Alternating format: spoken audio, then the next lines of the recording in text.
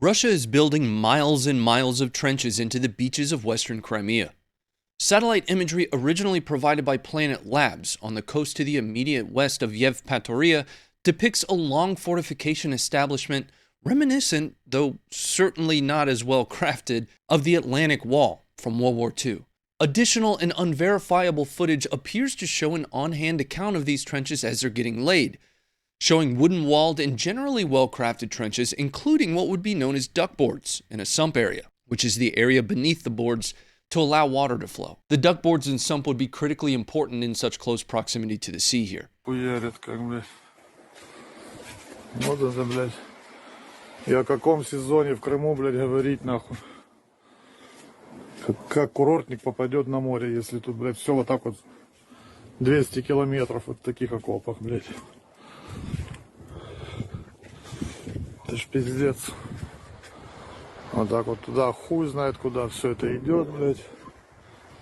Вот это все, весь Крым так, блядь, западный. Russia's apparent concern of a seaborne invasion must be to at least some extent high.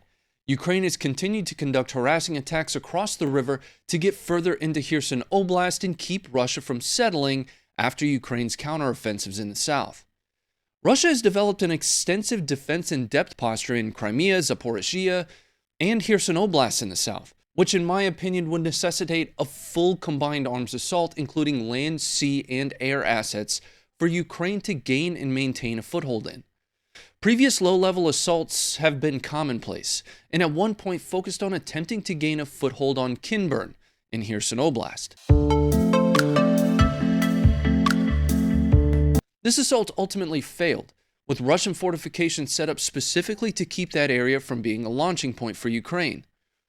Although Russia appears to be overtly focused on a maritime threat from the Black Sea, a few reports have indicated that a more likely route for Ukraine into Crimea will have a focus point in Zaporizhia, where Ukraine would be able, if successful, to spoil a major goal for Russia, which was, and remains, the establishment and security of the land bridge connecting Crimea in the south to the Donbass in the east.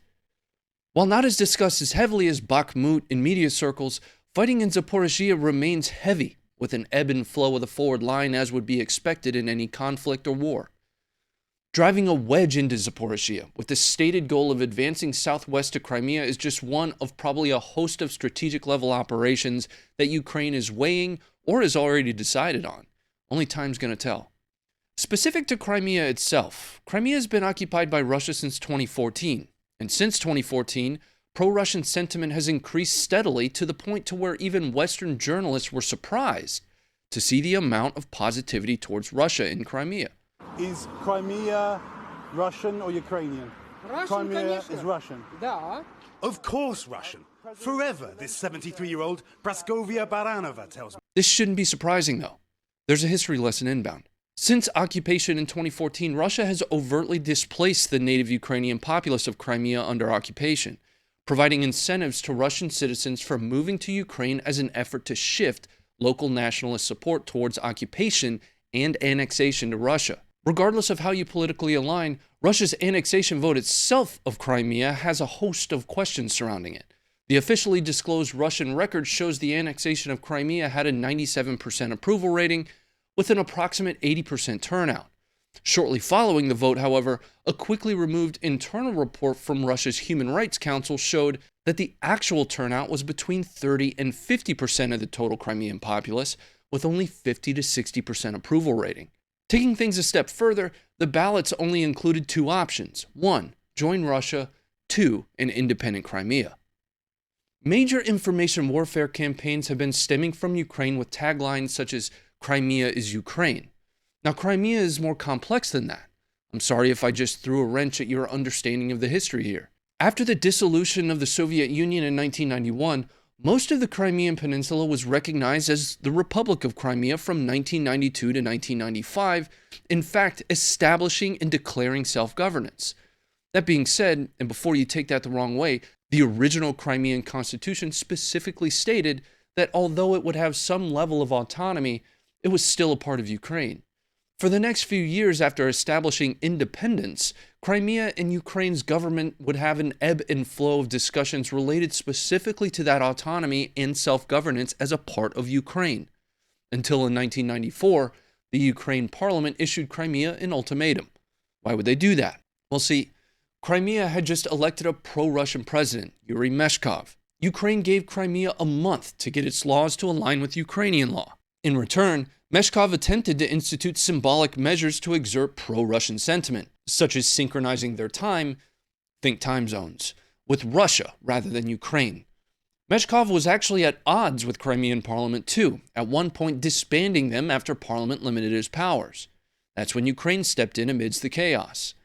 On 31 March 1994, Ukrainian President Leonid Kuchma issued a decree that subordinated the Crimean government to Ukraine and afforded the Ukrainian president authority to appoint the prime minister of Crimea, rather than allowing Crimea to vote for its own president, which would have of course been subjected to similar election fraud as just about every former Soviet Union election. Crimea's status thereafter was confirmed by the remaining Crimean authorities as being subordinate to Kyiv, albeit as the autonomous Republic of Crimea. Sevastopol is even more complex, but that's for a different video. Crimea would remain the autonomous Republic of Crimea through Russia's annexation of it in 2014. With the thaw of the winter weather coming and arriving soon, if not arguably starting now, I expect to see major changes in how Ukraine is currently postured, given the arrival of even more Western aid, which includes over 100 Bradleys and a host of other Western tanks, the first of which have already started to arrive. Now, before we go, I need to make a note about our sponsor. The sponsor for this episode is going to be We the People Holsters. Check them out. What happens if you don't want like a tactical holster? Whatever happened to leather holsters? Much tactics, many operator. Leather holsters suck so bad. Typically, you run into two problems with a leather holster. Either there's absolutely no retention, or they force you to put that stupid strap over the back of it. And I don't want to be f***ing around with a strap every time I've got to draw my firearm. But when I do want to carry my boomer cannon, I like to class it up a little bit. You know what I mean? This thing's awesome. I'm not sure if you've heard, but it has won 2 world wars.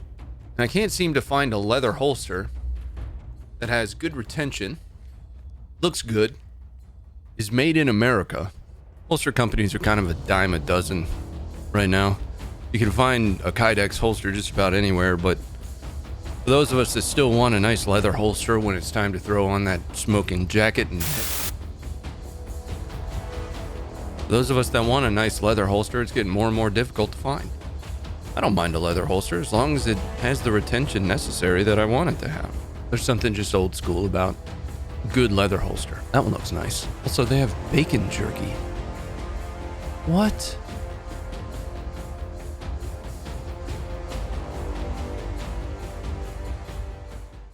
That's going to be it for this episode. Hit the like, sub, bell, and stay informed.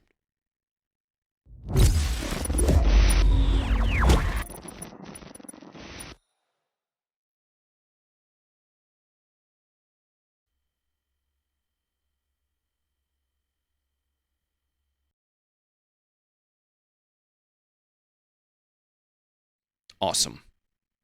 My mic was muted that whole time. Perfect.